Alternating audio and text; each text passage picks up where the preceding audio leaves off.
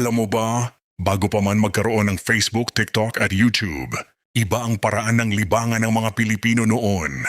Noong unang panahon, isa sa pinakasikat na aliwan ng mga tao ay ang panonood sa teatro. Dinadayo ng mga pamilya ang mga entablado para manood ng zarzuela, komedya, at iba't ibang palabas na may kantahan at sayawan. Dito unang nasilayan ng marami ang sining ng pag-arte. Bago pa man sumikat ang telebisyon, pagsapit ng 1930s hanggang 1960s, unti-unting naging sentro ng libangan ang radyo. Halos bawat bahay ay may radyo, kung saan nakikinig ang mga Pilipino sa balita, drama, musika at mga programang pampatawa.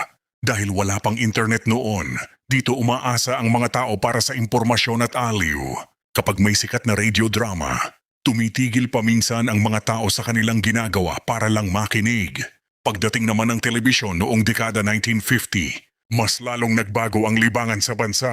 Naging paborito ng mga Pilipino ang panonood ng pelikula, variety shows at teleserye kasama ang buong pamilya. Pero sa modernong panahon, tuluyan ng binago ng internet ang paraan ng ating entertainment.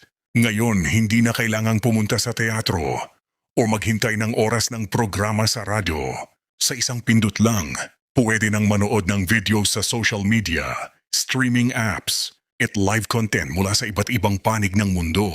Sumikat din ang vlogging kung saan ordinaryong tao lang noon ay pwede nang maging influencer at content creator. Mula sa simpleng cellphone, kaya nang gumawa ng videos na napapanood ng milyon-milyong tao. Mula teatro at radyo hanggang social media at streaming apps, malinaw na malayo na ang narating ng libangan ng mga Pilipino. Pero kahit nagbago ang teknolohiya, iisa pa rin ang layunin nito, ang magbigay saya, kwento at koneksyon sa bawat henerasyon. Kung gusto mo pa ng mga ganitong kwento, follow mo lang ang page para sa mas marami pang history at kaalaman ng mundo.